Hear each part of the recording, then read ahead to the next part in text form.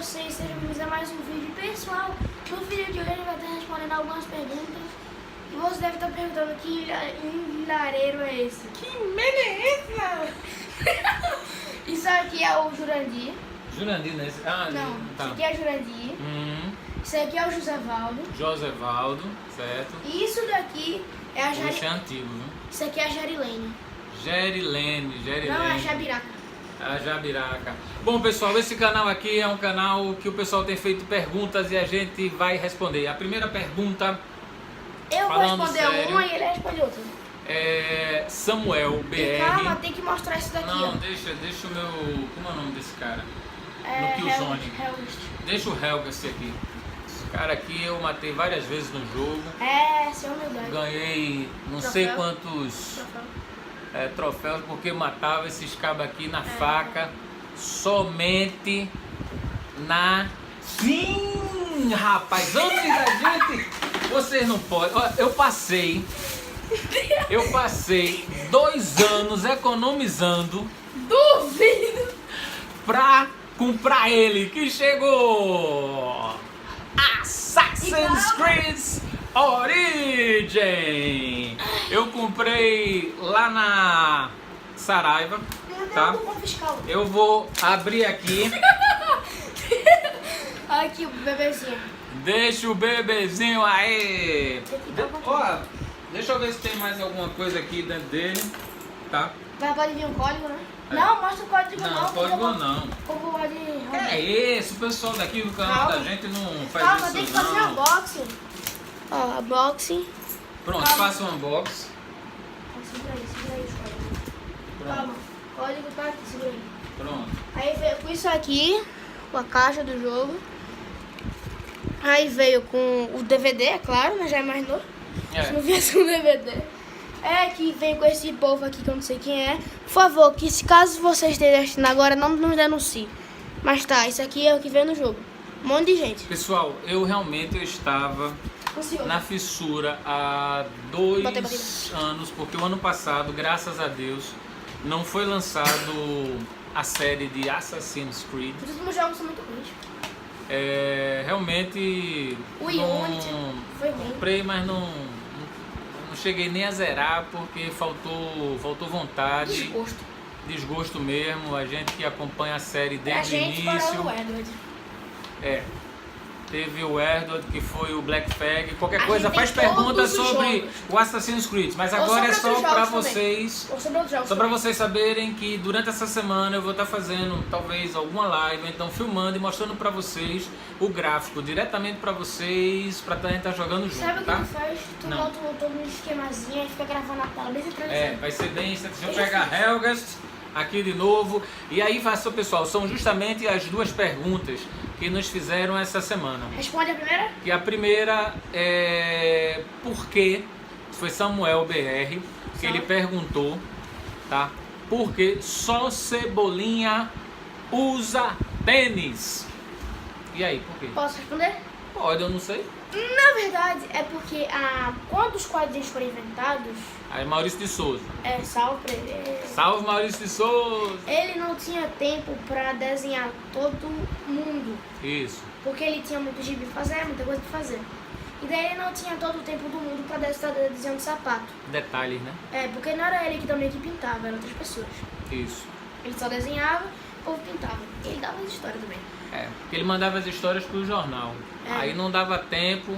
Aí ele pegou, disse quem ficou de sapato ficou, quem ficou descalço, e agora pronto, vai crescer assim. Quem Mas fez na sapato. verdade, eles usam sapatos. Só que eles usam meias da cor da pele. Acredite se quiser, eu acredito se não quiser. Ah não vou estragar a minha criança. A minha parte, quando eu fui criança, eu via que eles não tinham sandália nem sapato. Andavam existe um a pé. quadrinho. Existe um quadrinho que mostra o Cascão tirando a meia e vendo os dedos dele. E ele mesmo mesmo? fala. E ele mesmo fala, eu uso essa meia da cor da pele. Então se você está dizendo, está dizendo. Pergunta respondida.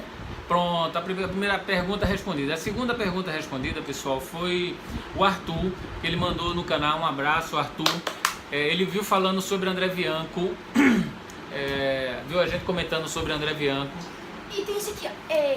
Esse é o livro Os Sete, Bem tá? velhinha. Bom, eu não... ele tá bem, eu já li várias vezes. Agora, vê só, Arthur, é o seguinte. Se você... Eu vou te dar opinião sem ordem cronológica, tá? Claro. Só fazendo uma retificação que André Bianco, ele nasceu em Osasco, São Paulo, tá? Ele é brasileiro, tudo isso a gente já sabe. Hoje é um dos escritores nacionais de cultura fantástica, de vampiro, e tem várias coisas, filme, seriado, que já somam mais de 1 milhão de livros vendidos aqui no Brasil. Então é um cara que vende, entendeu? Demais.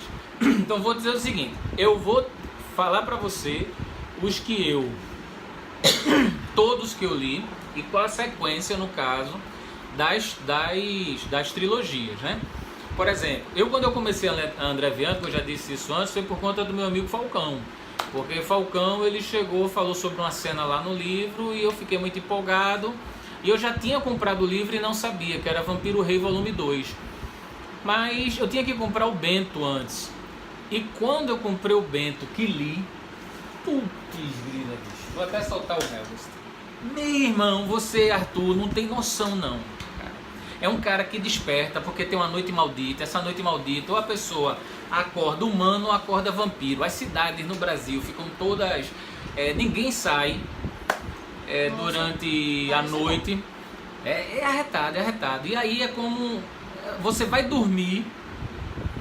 Aí ou você continua dormindo no outro dia, você não acorda, mas também você não morre. Ou você se acorda vampiro, e o vampiro sai para caçar. Mas aí tem uma profecia que um velhinho que está lá na cidade de São Vicente, acho que é São Vicente, que ele chega a dizer assim, que um dia vai despertar um Bento, e esse Bento trará mais outros 30 com ele.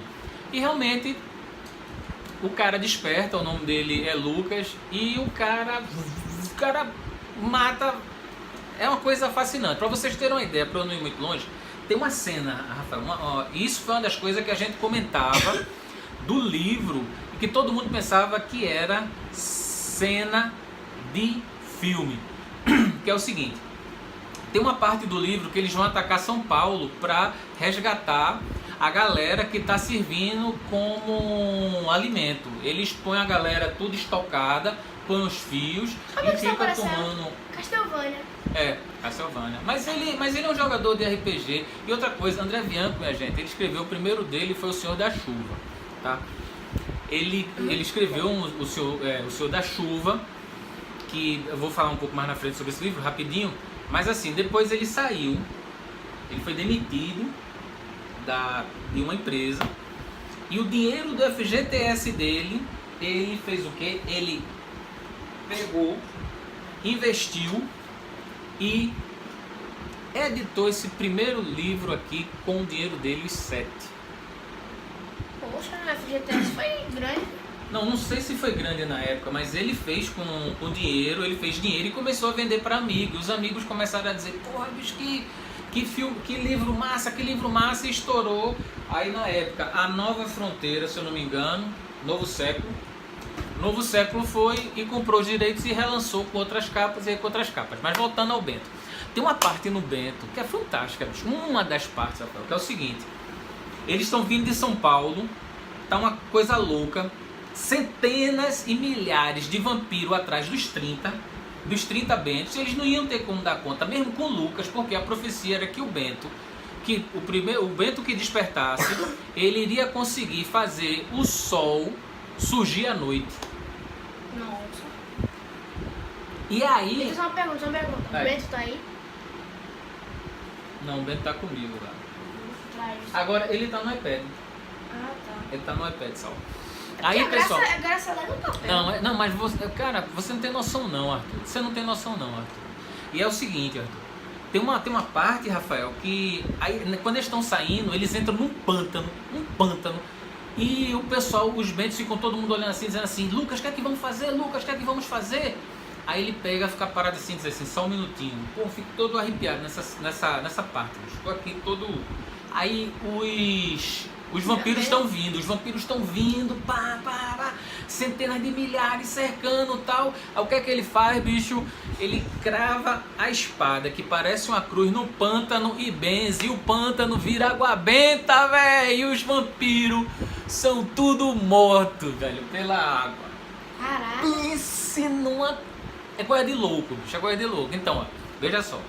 Hoje, se você for ler a sequência, tá? Tem A Noite Maldita, volume 1, que antecede a situação do Bento, Vampiro Rei, volume 1 e Vampiro Rei, volume 2. E o final dessa saga, quando eu terminei de ler, eu fechei o livro e fiz assim, velho, eu não acredito não.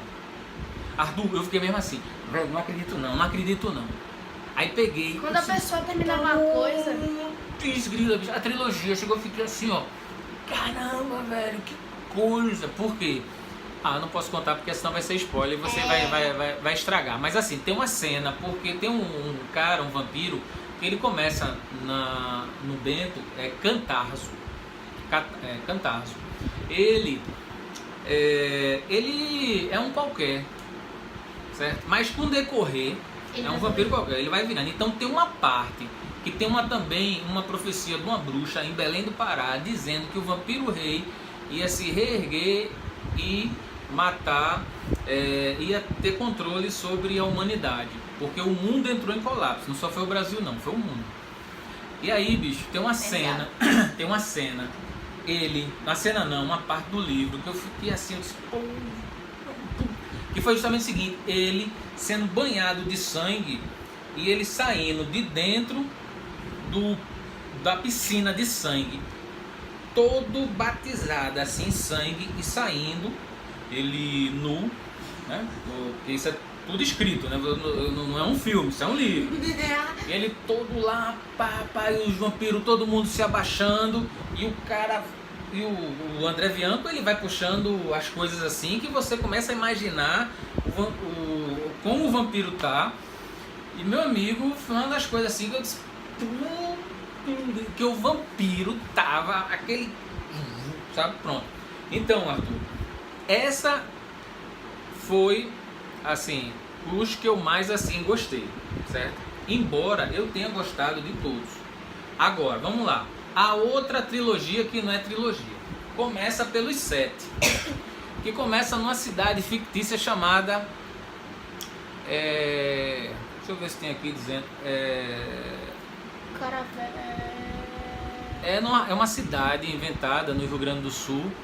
E Armação não é. Bom, é a cidade fictícia. E a galera mergulhando acha um barco. E dentro desse barco tem uns tesouros que não são tesouros. E tem o nome de cada vampiro. Então uma é chamada de Inverno, outra é chamada do 7, e o 7 ele é o mais poderoso e o pior de todos. E cada vampiro, os 7 vampiros, eles foram aprisionados neste local porque um caçador da época, quando eles fugiram de Portugal no século XIII, aprisionou ele, conseguiu aprisionar ele com a ajuda de uma bruxa, aprisionou os 7 dentro desse túmulo, e eles fizeram as marcações e pedem para não abrir os túmulos. Então essa caravela, quando é achada, a galera pensa que é dinheiro, pensa que vai ficar rica, mas aí começa os 7. Tem um vampiro que ele tem o poder de ressuscitar os mortos. Aí, bicho, tem uma parte do livro que é o seguinte, que é uma delas que é fantástica, né? Arthur e Rafael é fantástico, porque é o seguinte, ó, o bandido tá assaltando, o policial vai lá, pá, mata o cara, deixa o cara na delegacia, o cara morto, o cara revidou. Quando esse vampiro ressuscita, assim, que ele chama os mortos, então o morto que foi morto por uma pessoa vai atrás da vingança. Então o policial que tinha na sua, como é que eu digo, no seu trabalho, no seu ofício, tinha matado esse cara ressuscita e vai atrás da vingança. Agora, se ele consegue matar o policial ou não, você tem que ler. Então, e tem um vampiro, que acho que o nome dele é Tiago, que ele não consegue, o poder dele, eu não vou dar spoiler porque vocês têm que ler. Então, é o poder que ele só pode fazer uma vez, mas quando ele faz, lascou tudo. Mas dos 7, tem o sétimo. Sétimo, ele é o pior dos vampiros. E aí vejam só a sequência, como é que vocês vão ler. Veja só. Quando terminar de ler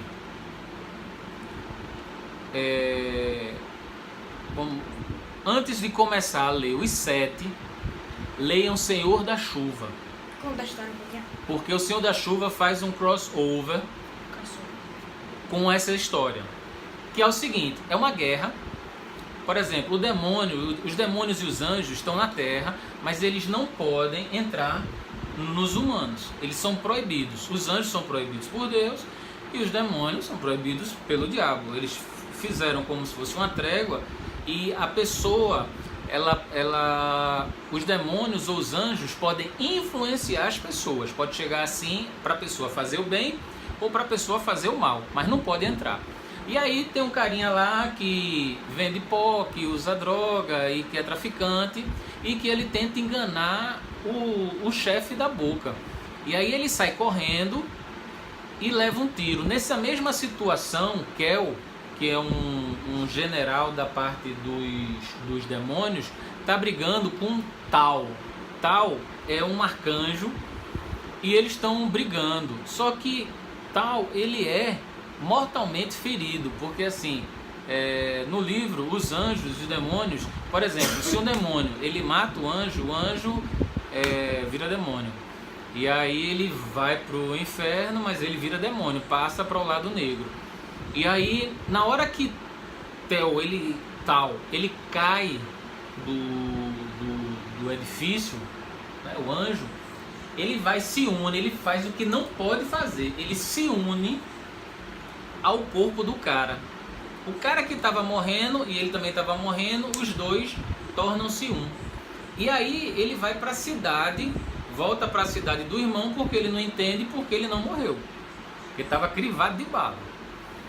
E o Kel fica procurando lá o anjo e não acha. Aí depois eles descobrem que o anjo entrou no corpo de humano e disse: então vamos lá, porque agora vai ter a Guerra Negra. A Guerra Negra é justamente o seguinte: nem Deus, nem o diabo pode se envolver na guerra.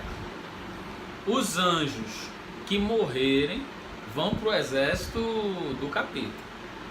Os demônios que morrerem voltam para o inferno.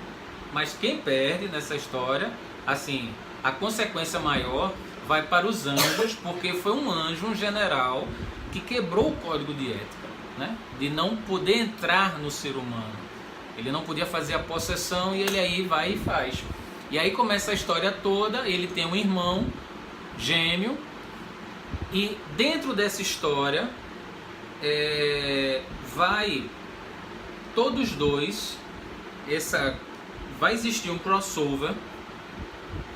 Mais na frente, então você lê antes, viu, Arthur? Depois que você lê essa trilogia, começando pela Noite Maldita, aí você vai para os 7, aí lê Senhor da Chuva, depois você lê os 7, depois você lê Sétimo, aí tem os Filhos de Sétimo, e tem outra trilogia que tem até os filhos de Jó, porque aí são meninos que uns são recrutados por Sete, outros são recrutados pelo um general que é humano, mas que ele termina se apaixonando por uma vampira, e essa vampira tem uma história que é muito legal. Acho que o nome dela é Esmeralda, a morena, dos olhos verdes e tal.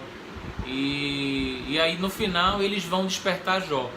Jó seria o primeiro vampiro, o vampiro mais poderoso da face da terra. E aí se esse cara despertar, a coisa fica séria. E eles despertam. Mas aí, sem spoiler, você tem que assistir, não, tem que ler. Então, Arthur decorou, não é isso?